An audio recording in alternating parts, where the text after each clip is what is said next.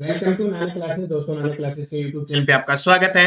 राजस्थान सामान्य अध्ययन की आज क्लास है जिसमें हम पढ़ेंगे राजस्थान वन और पशुधन की श्रेणी में 8 नंबर टॉपिक है ये राजस्थान का वन और पशुधन। अब ये टॉपिक कौन से पढ़ रहे हैं? ये अपने नानक क्लासेज ऐप में टेस्ट सीरीज चल रही है। शाम 6 बजे आपको टेस्ट मिलता है, टॉपिक वाइज टेस्ट मिल रहा है। पूरे सिलेबस के अकॉर्डिंग सिलेबस दे दिया। सबसे पहले अपने भूगोल स्टार्ट किए और उसमें टॉपिक दिए जा रहे हैं। तो आज 6 बजे टेस्ट हुआ था राजस्थान वन और पशुधन का। इसकी आपको यहाँ पे 9 बजे व्याख्या मिल रही है। तो 9 बजे इसकी व्याख्या आपको मिल रही है। स्टार्ट करें। राजस्थान के वन और पशुधन, ईओआरओ, सूचना सहायक, एलडीसी, आरएस, कोई भी राजस्थान का एग्जाम हो सब में राजस्थान काम करेगा। जीके, ठीक है। तो लगातार आपको ये क्लास दी जा रही है। तो स्टार्ट करें आज की इस वन और पशुधन की। मैं आपको बता देता हूँ राजस्थान के कृषि व पशुपालन मंत्री हैं लालचंद कटारिया और राजस्थान के वन व पर्यावरण मंत्री है हेमाराम चौधरी। वर्तमान की बात कर रहा हूँ। पहला प्रश्न देखो, राजस्थान का पशुधन की दृष्टि से देश में कौन सा स्थान है? तो अभी जो पशु गणना चल रही है राजस्थान में 20वीं पशु गणना थी और पशु गणना हर 5 साल बाद होती है। और जारी कौन करता है? राजस्व मंडल अजमेर जारी करता है, जिसकी स्थापना 1949 को हुई थी। ये याद रखना। तो 20वीं पशु गणना के अनुसार सबसे ज्यादा जो पशु है वो उत्तर प्रदेश के अंदर है। 2 नंबर पे अपना राजस्थान आता है। राजस्थान का स्थान कौन सा आता है? दूसरा आता है, जहां 5.68 करोड़ पशु हैं। ये याद रखना, ये इंपॉर्टेंट है आप सभी के लिए। दूसरा प्रश्न देखो, राजस्थान में ऊंट की कौन सी नस्ल तेज दौड़ने में सर्वश्रेष्ठ मानी जाती है? ऊंट। ऊंट राजस्थान का राज्य पशु है। ये क्लियर है। राजस्थान का राज्य पशु है जिसे 2014 में घोषित किया गया था। ऊंट को रेगिस्तान का जाज कहा जाता है। ऊंट 2 प्रकार के पाए जाते हैं, एक कुब्बड़ वाला जो भारत में पाया जाता है और 2 कुब्बड़ वाले जो ईरान के अंदर पाए जाते हैं। तो ऊंट, ऊंट ने क्या रेगिस्तान को जाज क्या? ऊंट देख रहा है ना, ऊंट गोज को बच्चों अभी टोडियो का, टोडियो, ठीक है, टोडियो थारा ना देख रहा है, टोडिया बनी। और ऊंट को आभूषण किसो है? गोरबंद। तो ऊंट कौन सी नस्ल तेज दौड़ने में सर्वश्रेष्ठ होता है? जैसलमेरी। ठीक है, जैसलमेरी ऊंट बनी, ये तेज दौड़ है। तो जैसलमेरी खास करके जैसलमेर में, जोधपुर में, जालोर क्षेत्र में पाए जाते हैं। और नाचना एक इनकी जो किस जो है नस्ल है, नाचना, उसकी खासियत है वो सर्वश्रेष्ठ ऊंट माना जाता है इन सब में। और जैसलमेर में है नाचना, ठीक है। तो ये सबसे अच्छे ऊंट माने जाते हैं। तेज दौड़ने के लिए विश्व प्रसिद्ध है। कौन सा? नाचना। गोमट व मेवाड़ी किसकी नस्ल है? ये बहुत इंपॉर्टेंट है। देखो आपको याद रखना है, गोमट, नाचना, बीकानेरी, जैसलमेरी, ये सारी किसकी हैं? ऊंट की नस्ल है। किसकी नस्ल? ऊंट की। तो ऊंट, गोमट और मेवाड़ी किसकी है? तो ऊंट की है। देखो, गोमट भी है, मेवाड़ी भी है, ऊंट की है। और गोमट ऊंट की सवारी हेतु प्रसिद्ध है। सर्रा या तिब्रा, इसको तिब्रसा कहते हैं, तिबरसा भी कहते हैं। रोग किससे संबंधित है? ये जो सर्रा रोग हो जाता है ये ऊंट के अंदर होता है। क्या होता है? सर्रा रोग होता है, एक प्रोटोजोआ, जिसको मैं ट्रिप्नोसोमा के कारण जो पालतू जो पशु होते हैं उसमें हो जाते हैं। और ये खास करके ऊंट के अंदर। राजस्थान पशु चिकित्सा व पशु विज्ञान विश्वविद्यालय कहाँ स्थित है? राजस्थान पशु चिकित्सा व पशु विज्ञान विश्वविद्यालय कहाँ स्थित है? तो ये बीकानेर के अंदर है। कहाँ पे है? बीकानेर के अंदर है। राज्य का एकमात्र ये वेटनरी विश्वविद्यालय है। तो इसको याद रखना। कौन सा? पशु चिकित्सा व पशु विज्ञान। और कृषि क्या पूछे तो राजस्थान में 5 कृषि विश्वविद्यालय, ये याद रखना। अगला देखो, निम्न में से कौन सी नस्ल राजस्थान में ऊंट से संबंधित है? ऊंट से संबंधित है। फिर आ गया ऊंटों, ऊंटों की प्रश्न है। और आपको पता है पूरे भारत के अंदर सबसे ज्यादा ऊंट अपने राजस्थान में पाए जाते हैं। राजस्थान में लगभग 85% राजस्थान में पाए जाते हैं। और पिछली 20वीं राष्ट्रीय पशु गणना के अनुसार राजस्थान के अंदर ऊंटों के अंदर लगभग 34.76% के आसपास, यानी लगभग 35% ऊंटों में कमी आई है। क्या आई है? कमी आई है, ध्यान रखना। और अभी सरकार ने क्या किया है, जो ऊंट पालेगा उन पालकों को 2 किस्तों में 10,000 रुपए की राशि देंगे। यानी ऊंटों को पालेंगे, जो टोडिये होंगे, टोडिये उनको पालेंगे ना, टोडिये, टोडिया होने पर 10,000 रुपए की राशि 2 किस्तों में दी जाएंगी। ये अभी उष्ट्र योजना, विकास योजना सरकार ने, अपनी राजस्थान सरकार ने शुरू की है। तो कौन सी नस्ल ऊंट से संबंधित है? तो कौन सी नस्ल है? देखो, पुगल, खेप, लोरी है क्या? गुर्रेहा, गुरेहा। देखो नहीं है ना, ऐसा प्रश्न पेपर में आ जाए तो ऊंट की है। अब जिस विद्यार्थी ने टेस्ट दिया है और उसके लगभग जरूरी नहीं है कि 50% दे, कभी 30% मिल जाएंगे, कभी 40 मिल जाएंगे, कभी 60 मिल जाएंगे टेस्ट में। तो जिसने अब जितने परसेंट किए, जैसे आज शायद 38% है, इसमें से आपके कितने सही परसेंट होते हैं? आज 38 क्यों है? क्योंकि पीछे एक टॉपिक में मैंने 1 रिपोर्ट डाल दी थी। तो 38 में से आपके कितने सही होते हैं? अब ये मत सोचना कि हमारे कितने सही होते हैं और कितने गलत होते हैं। जो गलत होते हैं ना, उन पे मनन करना है भी गलत क्यों हो रहे हैं, और हो जाते हैं, कोई बड़ी बात नहीं, क्योंकि जीके का अंत नहीं है। तो आप एक रजिस्टर लगा लो, एक छोटा सा, जो प्रश्न आपका गलत होता है ना, उसको लिख लिया करो, 1 लाइनर में लिख लिया करो, फिर रोज सुबह उठ के एक बार उसका अध्ययन किया करो। फिर जो गलत होते हैं ना, वो आपके कभी गलत नहीं होंगे। ठीक है, सही तो होते हैं, वो तो अपने देखते नहीं है। तो ये कौन सी, एक गोरहा नाम की है। निम्न में से कौन सी बकरी की नस्ल है? अब बकरी, निम्न में से कौन सी बकरी की नस्ल है? देखो, मुर्रा भैंस की है, गोमट ऊंट की है, पुगल भेड़ की है, जखराना कौन सी? जखराना है। ये किसकी नस्ल है? ये बकरी की नस्ल है, जखराना। और आपको बताता हूँ, पूरे भारत के अंदर सबसे ज्यादा बकरियां अपने राजस्थान में पाई जाती है। और राजस्थान में भी सबसे ज्यादा कहाँ पे?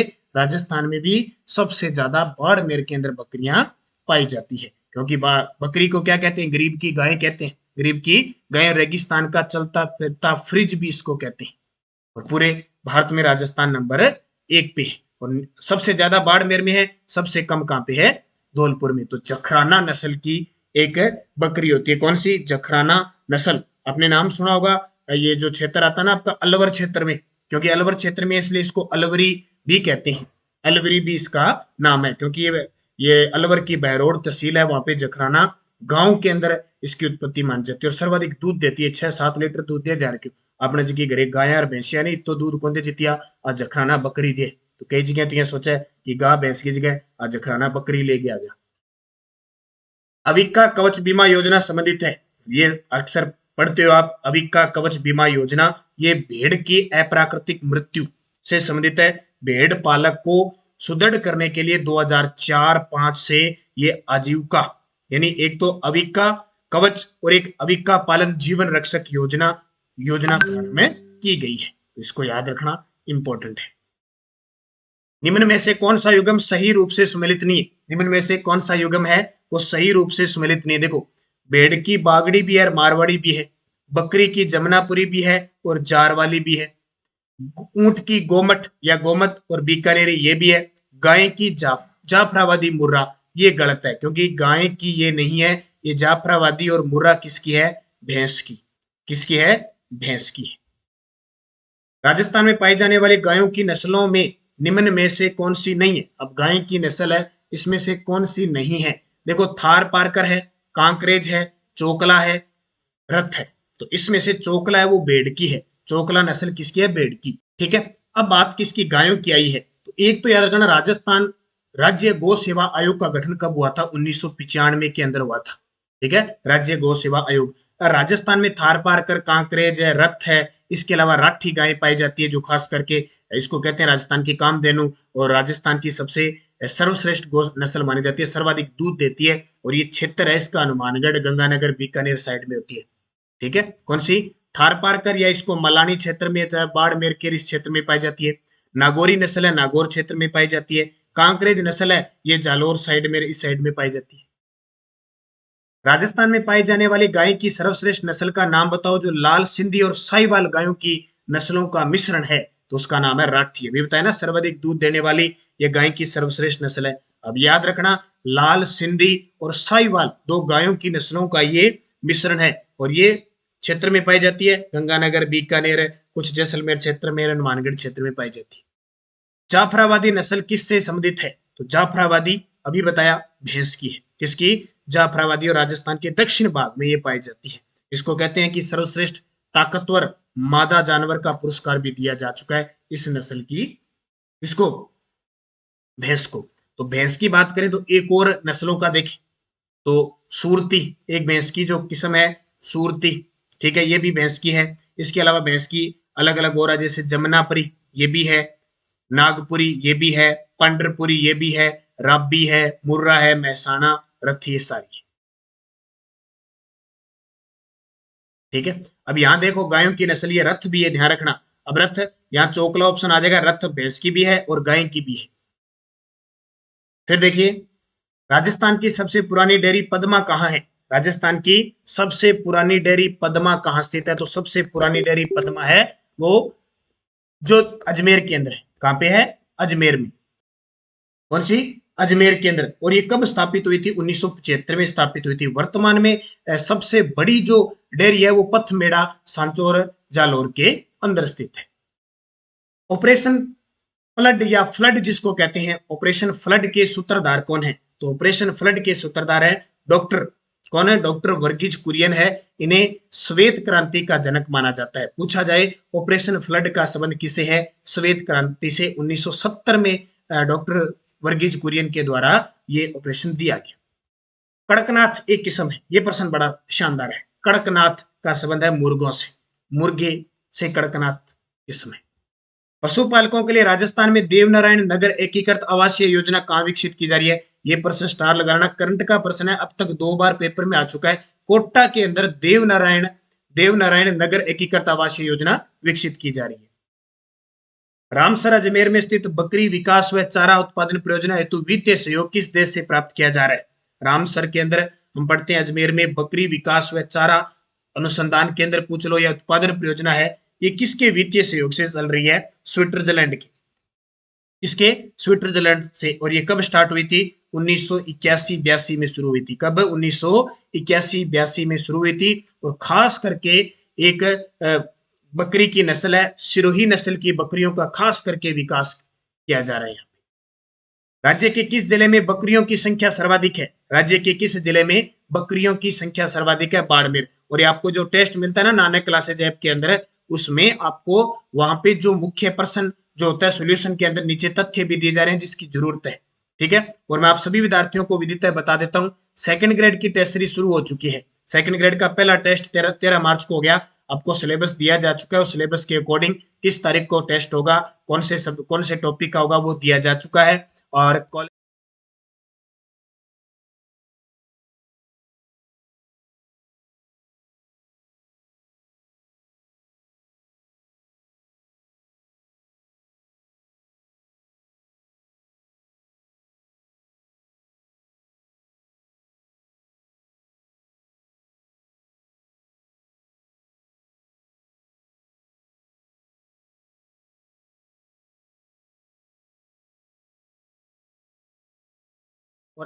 ईओआरओ के जो भी विद्यार्थी तैयारी कर रहे हैं, मैं आपको बता देता हूँ 3 महीने की नवंबर, दिसंबर, जनवरी 2023 की हमारी करंट अफेयर्स की पुस्तक बाजार में उपलब्ध है। और जनवरी से लेकर दिसंबर 2022 आपको राजस्थान करंट इसके अलावा कोई पढ़ने की जरूरत नहीं पड़ेगी।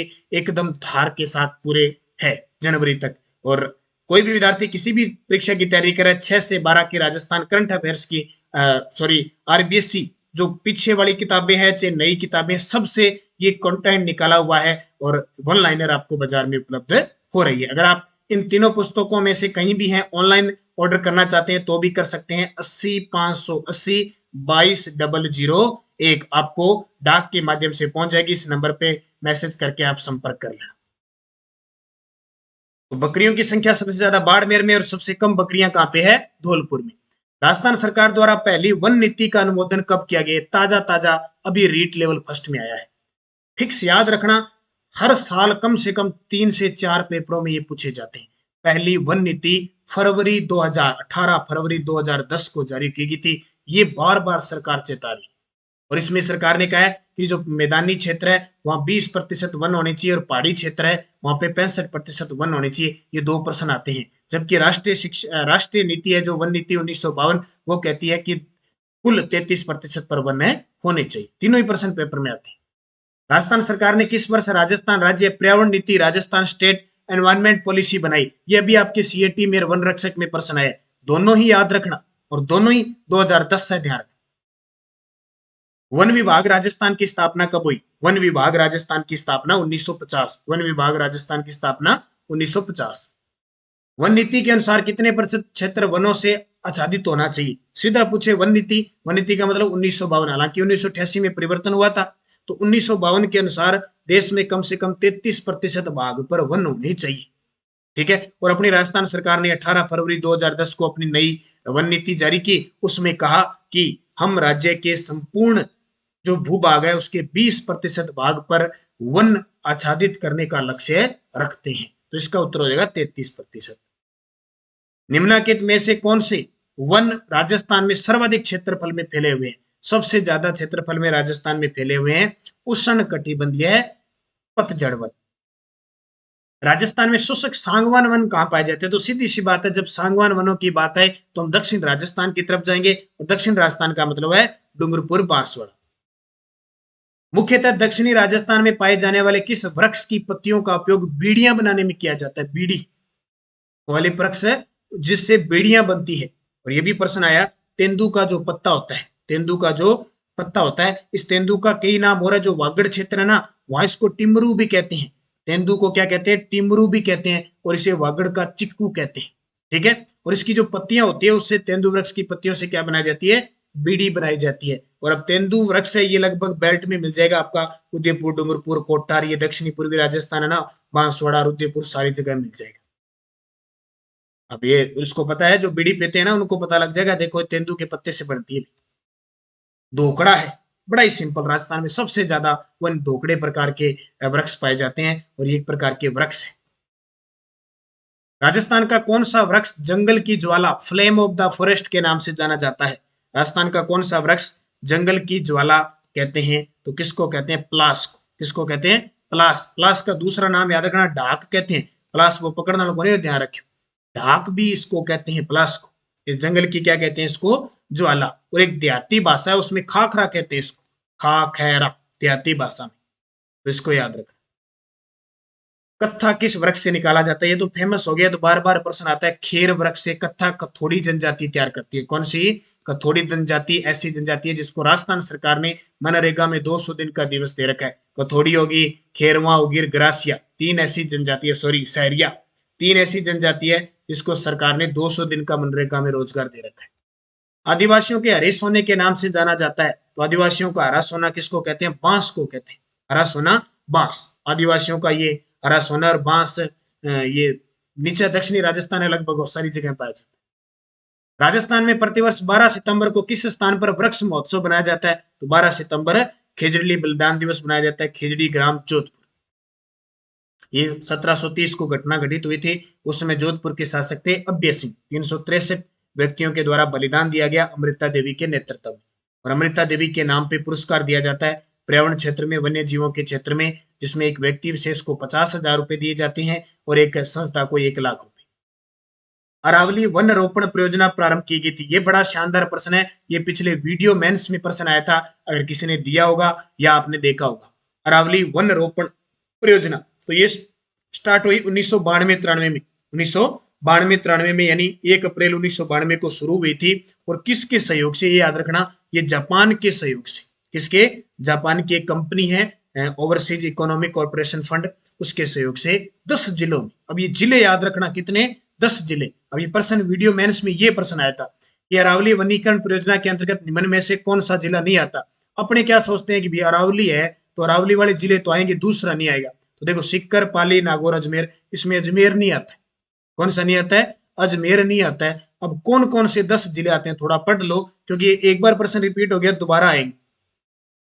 ऊपर से लगो, देखो अलवर आता है, अलवर के पास सीकर भी आता है, सीकर के पास झुंझुनू भी आता है, झुंझुनू के बाद जयपुर भी आता है। ठीक है, जयपुर के बाद इधर नागौर भी आता है, नागौर आ गया, और नागौर के नीचे पाली भी आ गया, यानी राजसमंद, और फिर पाली भी आ गया, फिर उसके बाद आ गया उदयपुर, और फिर आ गया चित्तौड़गढ़, और फिर बांसवाड़ा और सिरोही। इतने जिले आते हैं, ये जिले याद रखें। बाकी आप सारे नानक क्लासेस शिव सर नाम से टेलीग्राम है, वो ज्वाइन कर लो। 2 टेलीग्राम है हमारे वीडियो के डिस्क्रिप्शन में लिंक है। एक तो मेन है जिसमें 1 लाख प्लस विद्यार्थी हैं, एक नया टेलीग्राम शुरू किया है नानक क्लासेस शिव सर नाम से, उसमें क्विज प्राप्त होती है आपको, जो सुबह करंट की क्लास है, पीडीएफ है, वो प्राप्त होती है। राजस्थान वानिकी व जैव विविधता परियोजना किसके द्वारा प्रायोजित है? तो किसके द्वारा प्रायोजित है? कौन सी? राजस्थान है वानिकी। तो अभी मैंने बताया जापानीज इंटरनेशनल कोऑपरेशन एजेंसी के द्वारा, जिसको हम जीका के नाम से पुकारते हैं।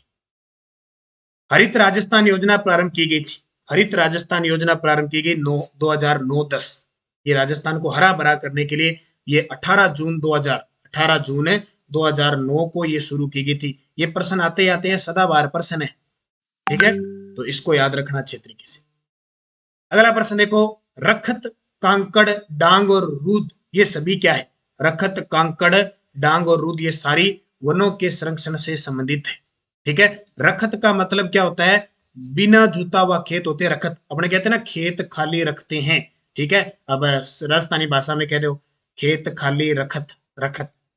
ठीक है, कांकड़ क्या होती है? कांकड़ होती है खेत की परिसीमा जिसमें व्यापक पेड़ लगे होते हैं। जो खेत की सीमा होती है या गांव की जो लास्ट बॉर्डर होती है ना उसको कांकड़ कह देते हैं ना। डांग और रुद्र ये वनों के संरक्षण से संबंधित है। तो सारे के सारे राजस्थान में राजीव गांधी पर्यावरण संरक्षण पुरस्कार प्रदान किए जाते हैं। तो राजीव गांधी पर्यावरण पुरस्कार विश्व पर्यावरण दिवस 5 जून को होता है ना, वहां दिए जाते हैं। ठीक है, इसकी शुरुआत हुई थी 2012 के अंदर शुरुआत हुई थी। 5 लाख रुपए दिए जाते हैं।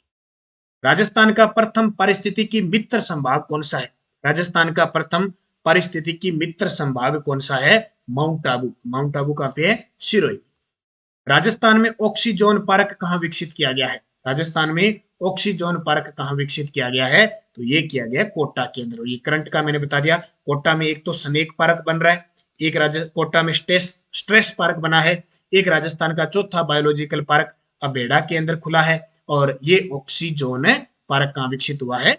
कोटा के अंदर 100 करोड़ की लागत से। तो ये आपके आज के 38% हो गए, क्योंकि वन रिपोर्ट मैंने पहले दे दी थी, इसलिए यहाँ पे ज्यादा बात नहीं किया। पूरा टॉपिक पढ़ा करो अच्छे तरीके से। जैसे कल का टॉपिक पढ़ोगे आप खनिज संसाधन, क्या पढ़ना है? खनिज संसाधन पढ़ना है। उसके 50% मैं दूंगा। बस आपको निरंतर अध्ययन करना है। इस प्रकार टॉपिक वाइज आपको मिल रहा है। और ये टेस्ट सीरीज जिसने नहीं ली अभी जरूर ले लेना, क्योंकि 200 रुपए के अंदर पूरे साल आप कहीं मत जाना और जीके पढ़ने के लिए आपको जरूरत नहीं पड़ेगी। बदल बदल के ये टेस्ट सीरीज पूरी हो जाएगी, फिर स्टार्ट करेंगे। और करंट अफेयर्स की टेस्ट सीरीज लेना, इसमें लगातार आपको टेस्ट दिए जा रहे हैं। और प्रताप क्लासेस पे इंडिया करंट अफेयर्स की टेस्ट सीरीज है, ईओआरओ के लिए टेस्ट सीरीज है। तो हमारी चल रही है, उनके टॉपिक वाइज सिलेबस अकॉर्डिंग दे रखे हैं, टेस्ट होते जा रहे हैं। बस आप अध्ययन करना है, मनन करना है। और अभी जल्द ही वैकेंसी आ जाएगी। ये मत सोचो कि वैकेंसी अगर सरकार ने तुरंत घोषित कर दी ना और पेपर करा दिए तो देखते रह जाओगे। बस सबको पढ़ना है आपको अच्छे तरीके से। ठीक है, तो धन्यवाद। जय हिंद, जय भारत।